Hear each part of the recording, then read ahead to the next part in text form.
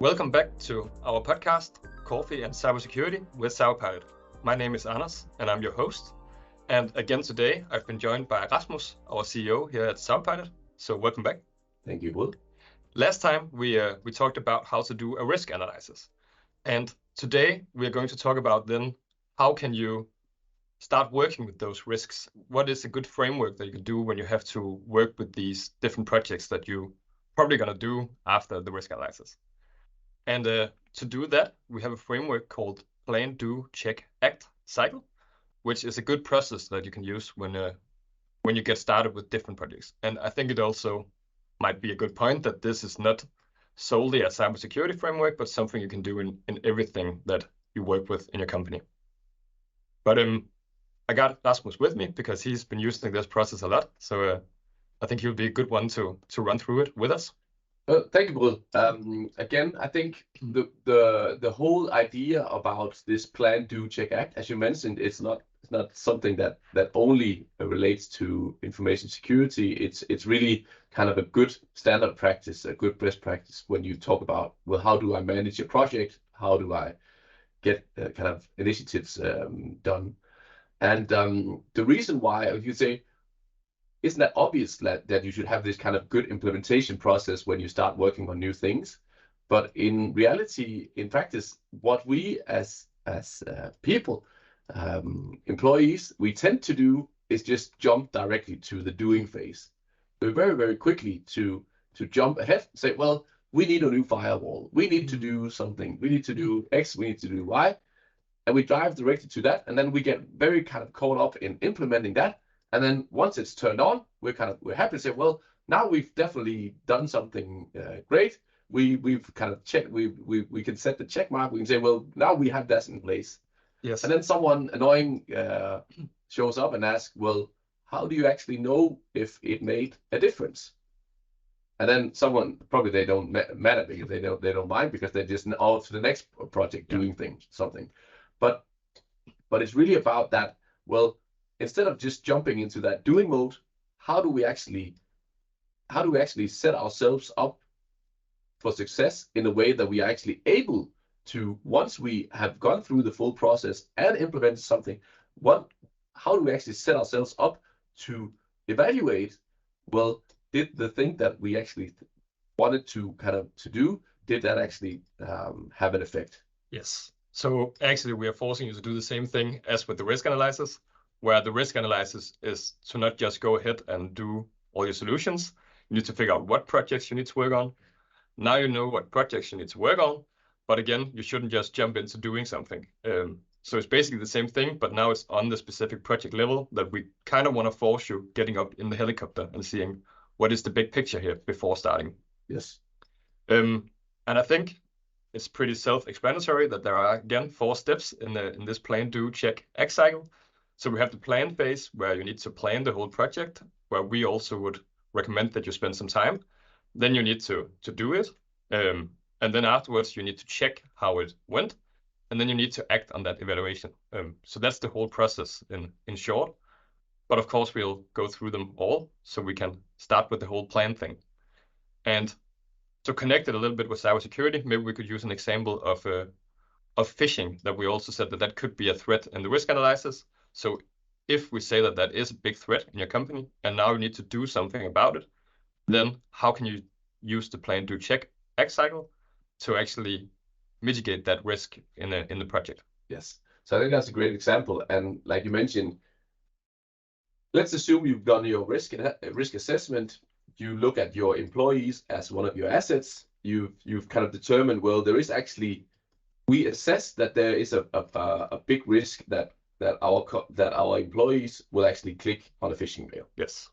Well, then we want to do things. We want to implement measures to reduce that. So the obvious thing could be kind of jump directly to, let's do more policies, let's do more awareness training, let's do kind of clear guidelines on how do we report to IT when we see a phishing mail. But that's where we would like you to kind of stop a little bit and then consider, well, and that's the planning phase. So what is it that we actually want to do, and how do we want to be able to measure that we've done something efficiently? Yeah. Once we are done with the implementation. So a good question could be, well, how can I actually measure if we are reducing the risk in this specific? So maybe you have already done kind of like some phishing simulations where you see the actual data on how much your employees are clicking phishing emails. Yeah. Or maybe you've done a survey. Maybe you've done kind of asking your colleagues, well, are you actually confident in this process? Yeah. If not, then that might be a good step to do first, kind of to set yourself up to create that baseline to establish, well, where are we actually today? Again, it can kind of confirm, if you did that, let's say you did a phishing simulation, then it can confirm the idea that you had from your risk assessment, whether you actually have high, medium, or low likelihood of people clicking in a phishing mail. Yeah. So let's say you did that. You ran a test to see your baseline, and let's say you have a click rate on a phishing mail of 20%, and only 1 in 10 employees actually reported that phishing email to your IT. Well, then you actually have some clear evidence, well, saying now we have a problem, now we have a baseline, and now you can again start planning, well, what are the initiatives that we want to, what do we think is needed to bring down these numbers? Yeah. Improve those numbers, and what is the success? What does success look like? So we could say, well, what do we think we want to do? We want to make the guidelines clear for employees. We want to make it clear that they shouldn't actually have to tell them you shouldn't click on phishing mails, and we also want to make it clear for them, well, how do you report a phishing attempt when you see it? And we could start doing more awareness training. We could start by training our employees more around the specific risk by identifying phishing mails. And so that's one part. What do we plan to do? And then the other part is, well, what kind of results would we like to see? Yes. Well, we would like to see that if we do this for 3 months or 6 months, then when we do another phishing simulation, then we want to see that we've decreased the click rate from the 20% maybe down to 10%. And we want to increase the number of people that actually report from 1 in 10 to maybe 5 in 10. Yes. So now we have a good baseline. We have an idea of what things we should do, and we have an idea of what do we want to see when we've done the things. Yeah. So now that's just the planning phase. Yeah, and I think you know most about that, but isn't that also kind of the thing that we sometimes see is that people forget the whole measure part? So they're pretty good at planning what they can do about it, the problem, and then doing it. That part of the planning is pretty straightforward because that's what we like to do. We like to just find solutions. So it's the whole, how do we evaluate in the end part that people sometimes forget to do already in the planning phase. I would say kind of, at least for me, it's okay if you at least have gone through the process saying, well, this is my assessed risk, and therefore I do something according that ties back to the risk. But again, kind of where you really kind of reach that really great level, and where you really can we have really successful is where you also remember to have some metrics or to kind of have some proof points on, well, what is it that I actually want to measure? Because then that's where it becomes very tangible if we actually move the needle, if we actually were successful in anything. Yes, and I guess in some cases it's hard to find data that can prove it or some kind of quantitative measurements. But it could also be a survey or some kind of qualitative interviews with employees. Do they feel more aware in some cases? I think, again, it's in the best case, you always have kind of, you have this clear data, you have these clear metrics. Yeah.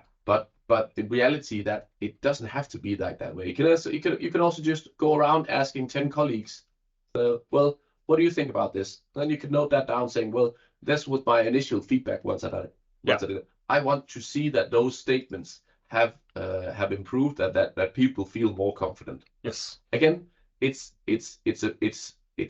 about kind of pushing yourself to see what could be a measure, and just kind of allowing you to think about that. Yeah. Yes. And then when you have all that, then you go into the do phase of the cycle. And I don't think we want to spend a lot of time there, because that's where you do it. Yeah. That's where you implement Exactly. do the policies. You start the training. You communicate to your employees that these are the guidelines. This is what you should follow. Exactly. So that's just all the actions. That's all that's what we're really good at. We're very good at the implementation. Exactly. And then afterwards, you need to check if it actually works. And that's also something that if you don't do the whole planning phase of we need to evaluate, then you forget that part. Then you could just keep running with all the same processes.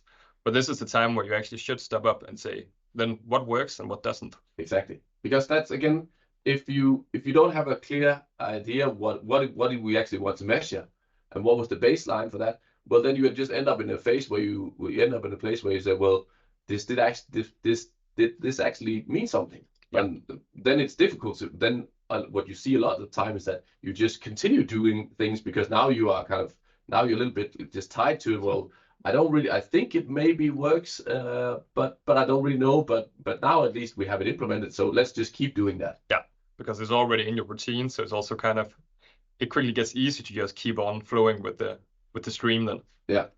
But that's the place where you, for this example, then you do your not your baseline, but now your checkup tests of your phishing campaign, a phishing simulation, and then you see, well, what is the results now? Yeah. And that's where you really get your data, saying, well, did we improve or did it actually become worse? Yes. Did we manage to get under the 10%, and did people actually report all the phishing mails they got in the meantime? Yes. And I think in a dream case scenario, I guess you would be able to break down each initiative, like the policies, the training, the things, into different numbers to say, okay, but this part of it worked and this part of it didn't work. But I guess that's also a dream case scenario. Again, it's for small, medium enterprises, you have to navigate kind of some gut feeling about what you think is going to move the needle. Yeah. And you can't always make everything like a perfect process, because even in the bigger kind of enterprises, that's not possible. So there will always be kind of your gut feeling, your kind of what do I think is really the important thing. But the objective here is to make it as data-driven as possible. Yeah. Yes. So also just getting the learning phase of doing this again and again. Exactly. Because that's, as we mentioned, it can be used in all kind of projects. So if you always learn to do this, you also has the option of saying, okay, but this doesn't work, we can stop doing that and free up some time. And that's the act part, right? So once you've planned it, once you've done it, once you've actually checked what was the result, then that's time. Now it's time to act. Now it's time to evaluate. Yes. So if you find that you actually implemented something that didn't work, now it's really time to adjust it. Well, is it because we don't believe in that initiative completely? Then we take it out. Maybe we need to do more of it to actually feel. Maybe we underestimated that how much we actually need to do to move that needle. Yes. But it's important. It's a very important step, and that's kind of it. You then adjust, and then that's kind of where it all ties back to your new process. Well, now we change something.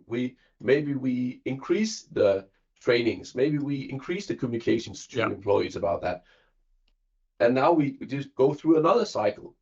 Yes. Well, now do we think that we can actually improve on those metrics, or maybe we reduced it from the 20% down to 10%. Now we think, well, that's good. Let's try to keep on that. Then we start a new cycle where we then plan to see what can we do to move from 10% down to 5%. Exactly. So it's never ending in some ways. You can always go back to plan and then improve further, unless you're just satisfied. And now that's just working as it should if you're in 0%. But and even then, it will then how do we keep that plan? So the good news is that it never stops, and the bad news is that it never stops. Yes, exactly. Unless you want it to stop in the end. But I think that's also the whole cycle. So it's about spending a lot of time in the plan phase, more than you actually maybe want to, because that's where you create the foundation on how you can measure it and act upon it in the end as well. Yeah. Yeah. And I think I've written down a question about what should you be aware of during this process, but maybe that is what you need to be aware of, that you need the good measurement to also be able to act in a good way in the end. And I think there's a few different angles to this, that you need to be aware of kind of having this good measurement and creating that baseline. Yeah. But it's also at the same time, it's about, well, you have to be realistic. You have to be, you also have to still accept the fact that the objective is to try to pull in some data that makes it kind of some data-driven process and planning and evaluating of things. But you also have to realize and accept that it will never become 100% data-driven approach. No. But try to force yourself to envision that, well, what would success look like? What is it that I actually want to achieve? Yeah. Just asking yourself that question in the beginning and staying with that before focusing on, well, the doing part, that really, for a lot of projects, that really creates a lot of value. Yes. And it sets yourself up for quite a lot of success as well, because it's really something where you can prove, well, because I saw we had this problem, I did this, and therefore we got this result. And that's really something that managers really love to see. Yeah, so you avoid the whole part of saying to your boss, like, I did this cool thing, and he asks, okay, but what effect did it have? Yeah, and I don't know. Why did we do it in the first place? No idea, but it's pretty cool. Exactly. Yeah, but I think the whole realistic part also goes into the planning phase. When you set those goals, they have to be realistic. Definitely. You shouldn't aim for 0% click rate at the beginning. Exactly. That's also why it's good that it's like a cycle, because you can always come back and set even higher goals. But just take the small steps and saying, this is what we need in the first cycle. Exactly. And then this is the second cycle, and so on. Exactly. Yeah. But I think we hope that this framework can work for you. If you're interested in learning more, we also have a blog post about it where you can read it more step by step. Maybe that's easier to follow. I will link to that. And if not, then just go nuts with it. Exactly. Enjoy. And then remember to subscribe if you don't want to miss another episode of this podcast. I will actually be joined by Rasmus again in the next episode, where we will talk about the IT security policy and how we can do one. Because in these first episodes, we want to start with the basics, and the processes and the risk analysis and the policies are kind of the foundations for a lot of the security work. So see you again in the next episode. See you. Bye.